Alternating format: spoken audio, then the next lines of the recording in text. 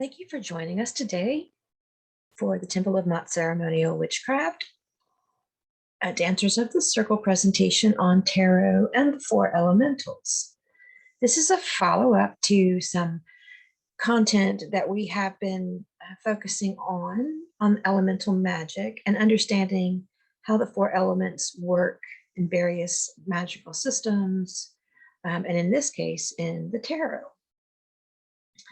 And Dancers of the Circle is a basic $5 membership on the Temple of Mott Patreon that focuses on the type of content that you might encounter. For instance, if you were in an outer grove, an outer circle, an outer hall, and it is a blending and kind of a marriage of both ceremonial magic and witchcraft basics. So you could learn anything from ritual magic to creating an incantation or a sigil to elemental ritual where you're direct contacting or making direct contact with a nature entity of some kind. You know, some people are deists, some people are animists. So there's a little bit of a mixed bag when it comes to the type of ritual that is offered, because not everyone actually uses deities. And then there are some that only use deities and don't focus on more the elemental side of magic. So there's a little bit of content for everybody if you are a beginner, a ceremonial magician, or a witch or a Wiccan. So today, what we're going to talk about is tarot and the four elementals. And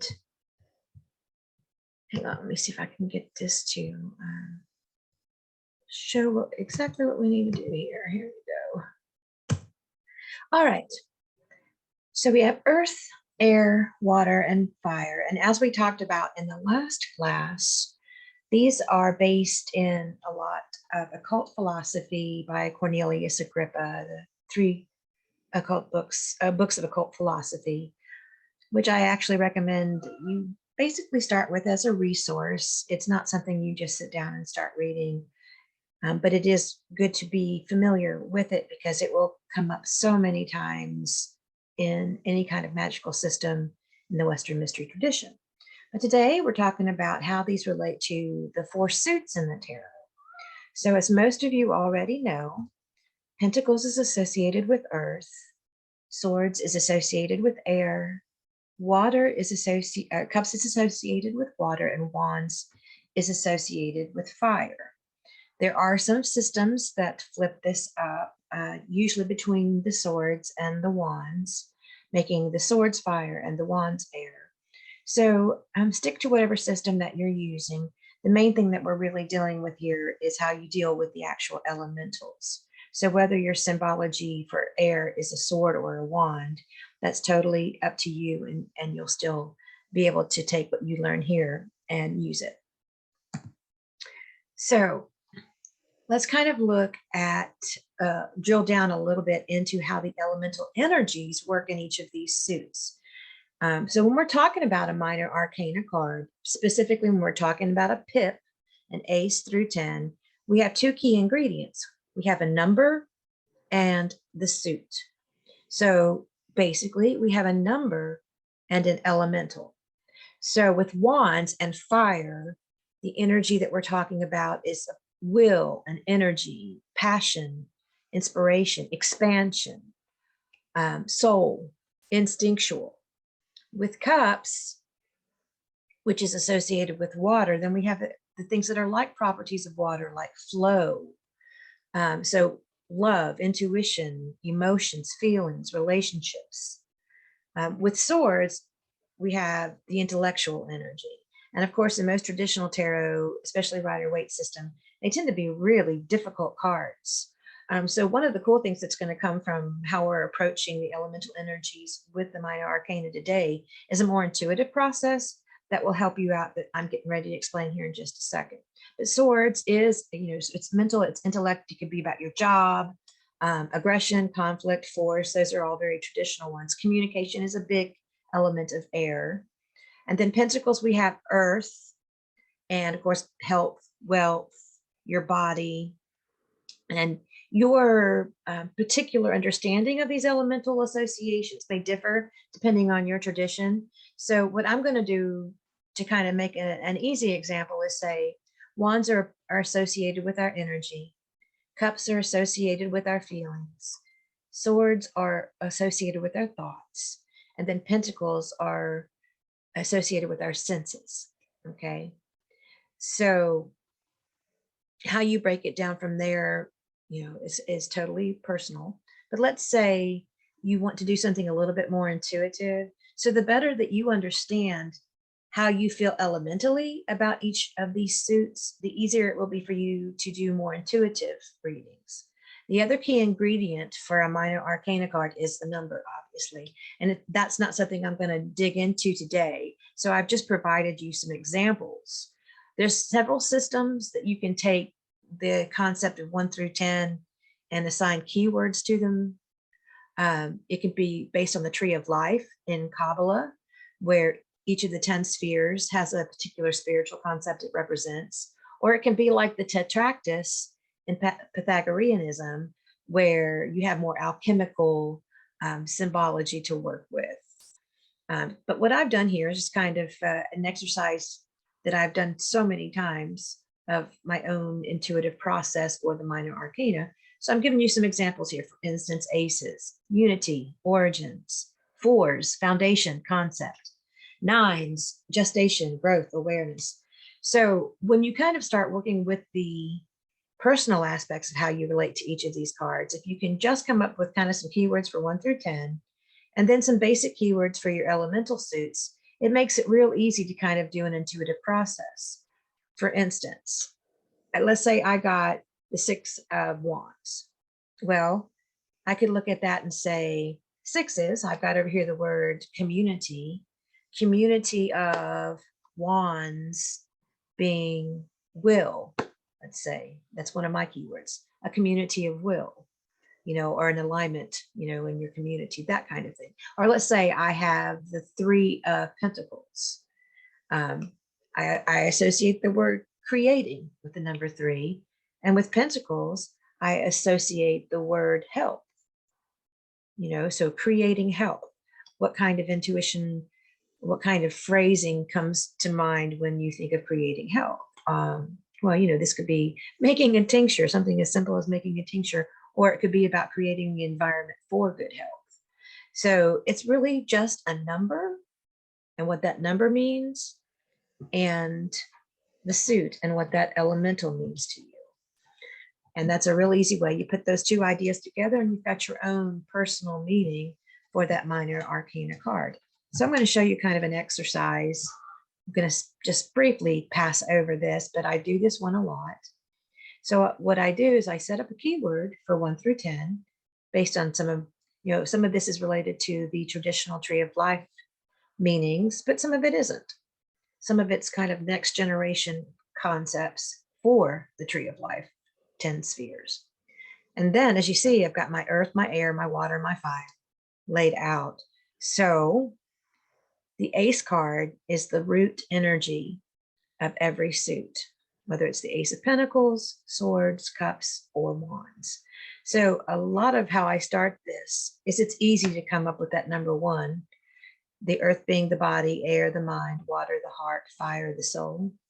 And then I just fill in my chart. I think, okay, I decided that the number 8 means development, and the air, the energies of air are the mind. So development of mind. What's a key word for that? Information. Real simple exercise. 2 ingredients, the number and the element of the suit. And don't be afraid to borrow. You could borrow this if you wanted to work with it and fill in your own responses here.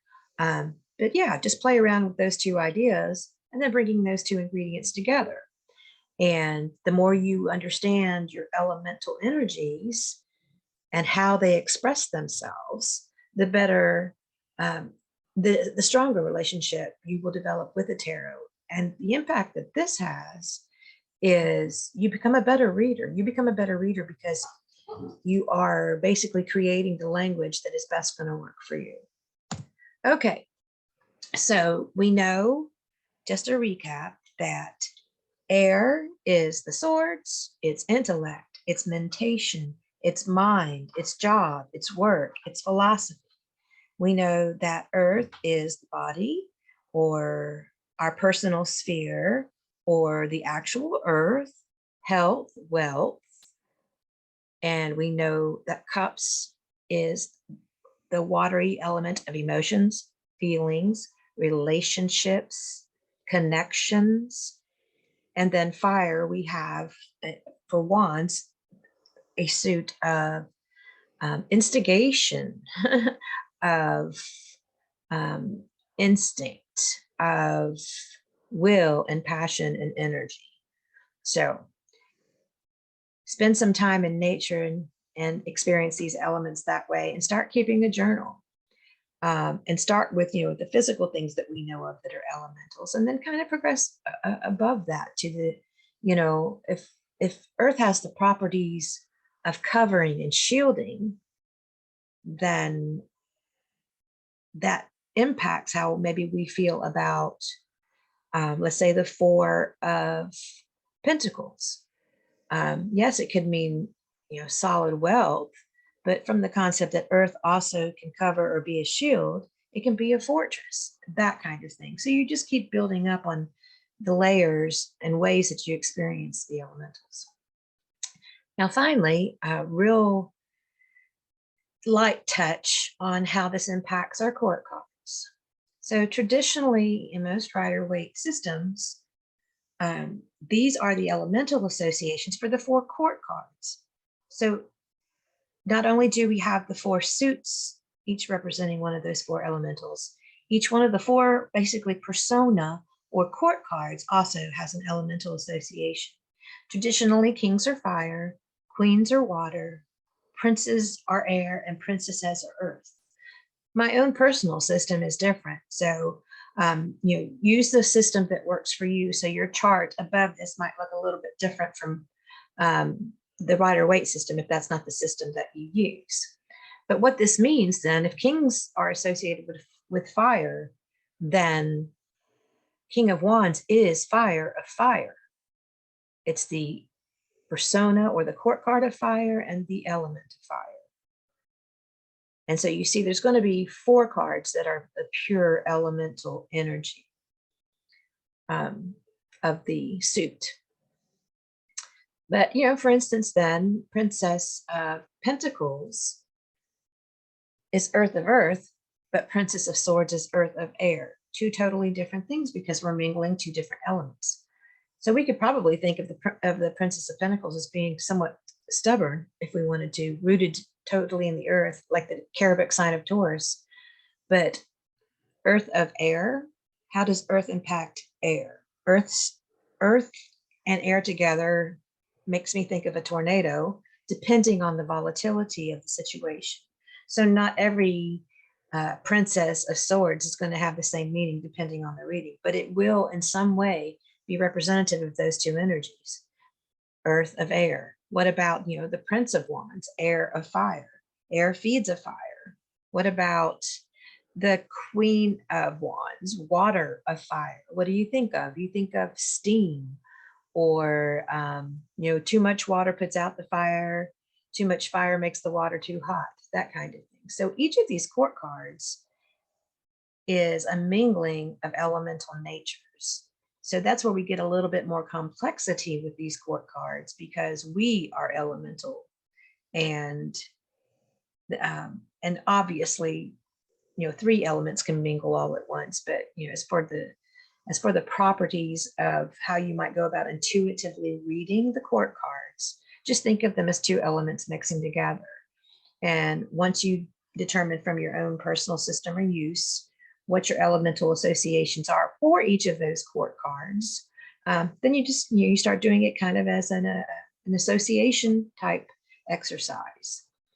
And I think that about covers it. Real quick recap then, just keep in mind that, oh, wait a minute, I do want to cover this one thing. So we had that similar chart where we put the 1 through 10 together and kind of filled in how our 1 through 10 concept matches or mixes with the elemental energy, and then coming up with a keyword. So I'm just going to drill down just a second on the court cards. You can do that same type of exercise in the court cards. You see the keywords that I've got in this particular example: a page, seeker, prince, neophyte, queen, initiate, king, initiator. And I've got a few more examples of ones that I've thought of, and actually ones that I've also seen in different tarot decks. So the princess through king could be like child, youth, adult, and elder, or novice, student, teacher, and master, neophyte, initiate, adept, mystic.